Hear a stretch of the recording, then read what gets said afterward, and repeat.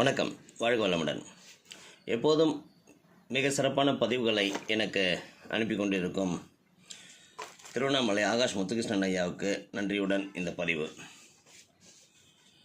ஒரு வாழ்வியல் சம்மந்தப்பட்ட பதிவு.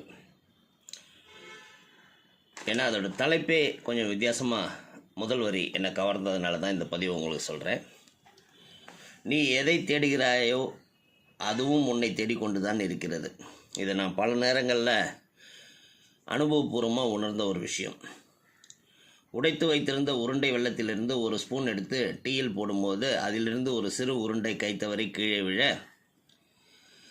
தரையில் விழுந்ததை எடுக்க வேண்டாம் என்று அப்படியே விட்டுவிட்டு டீயை குடித்துவிட்டு எதேச்சியாக ஒரு பார்வை அங்கே கவனம் போகும்போது பார்த்தா அந்த வெள்ளை உருண்டையின் மேல் அவ்வளவு எறும்புகள். இனிப்புக்கு எறும்புகள் வருவது இயற்கைதான் என்று எடுத்துக்கொண்டாலும் அந்த உருண்டை விழுந்த இடத்தை சுற்றிலும் சுமார் 100 மீட்டர் சுற்றளவுக்கு காலி இடம், அதுவும் சுத்தமாக துடைக்கப்பட்டு இருந்த இடம். இது விழுந்த அடுத்த சில வினாடிகளில் எப்படி அந்த எறும்புகள் எல்லாம் வெள்ளம் இருக்கும் திசையை கண்டறிந்து அதை நோக்கி வந்தது என்பது ஆச்சரியமான ஒன்று. யார் அவைகளுக்கு சமிச்சை, அதாவது சிக்னல் கொடுத்தது? இங்குதான் இயற்கையின் இயக்க ஒழுங்கின் அற்புதத்தை காண முடிகிறது. எறும்பு மட்டுமே உணவை தேடவில்லை, உணவும் எறும்பை தேடிக்கொண்டிருக்கிறது. தோற்றத்தில் இவற்றுள் ஒன்று ஜீவனாகவும் மற்றொன்று பொருளாகவும் இருந்தாலும் இவை இரண்டுக்குமான மையப்புள்ளி ஒரே தன்மையாக இருக்க வேண்டும். அந்த புள்ளியிலிருந்து எழுந்த அலையே ஒன்றை ஒன்று ஈர்த்து இருக்கிறது. நீ எதை தேடுகிறாயோ அதுவும் உன்னை தேடிக்கொண்டு தான் இருக்கிறது என்று ஞானியர்கள் கூறுவது எவ்வளோ பேருண்மை! இதை கேட்கின்ற ஒவ்வொரு நண்பர்களுக்கும் நிச்சயம் இந்த இடத்தில் நமக்கு நியாயமான ஒரு சந்தேகம் ஏற்படும். எறும்பு தேடியது விரைவாக கிடைத்து விடுகிறது, நாமும் தேடுகிறோம், ஆனால் நமக்கு அப்படி கிடைப்பதில்லையே, அல்லது காலதாமதம் ஏன் ஆகிறது? ஏன்? ஒரே ஒரு வித்தியாசம்தான். எறும்பு தனது தேவைக்கு மட்டுமே தேடுகிறது. காரணம், நாம் தேவைக்கு மேல் தேடிக்கொண்டிருக்கிறோம்.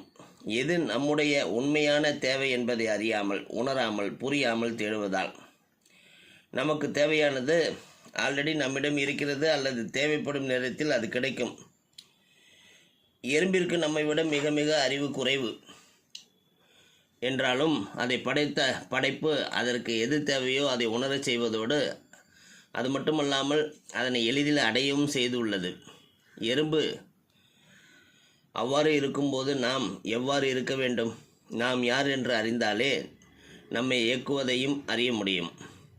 அவனின்றி ஓர் அணுவும் அசையாது. அவன் அருளால் தான் அவன் தாழ் வணங்குதல் வேண்டும் என்று சொல்லி இந்த பதிவு முடிஞ்சிருந்தது. இந்த பிரபஞ்ச இயக்க விதி இன்னும் ஒன்று இருக்குது. உலகத்தில் எல்லாம் இருக்குது. சில இடத்துல தேவைக்கு அதிகமாகவும் சில இடத்துல தேவைக்கு குறைவாகவும். பிரபஞ்சம் அதை அந்த இயக்க சக்தி ஏங்கிறது தேவையான இடத்துக்கு தேவையானதை தேவையான நேரத்தில் கொண்டு சேர்க்கும் என்கிறது தான் இயற்கை விதி. அதனால் நமது தேடுதல் நியாயமாகவும் சுயநலம் மற்றும் இருந்தால் நீங்கள் தேடுவது கண்டிப்பாக உங்களை வந்து சேரும். இல்லை என்றால் இருக்கும் இடம் நோக்கி உங்களை நகர்த்தி செல்லும். இதுதான் இயற்கை. ஸோ இந்த புரிதலை உருவாக்குறதுக்கு ஒரு சின்ன பதிவாக இருந்தாலும் ஐயா அனுப்பின இந்த பதிவு மிக ஆழமான சிந்தனைக்கு ஒரு பதிவு. ப்ராக்டிக்கலாக நான் நிறையா இதை டெஸ்ட் பண்ணி பார்த்துருக்கிறேன், உணர்ந்திருக்கிறேன். வாழ்க வளமுடன்.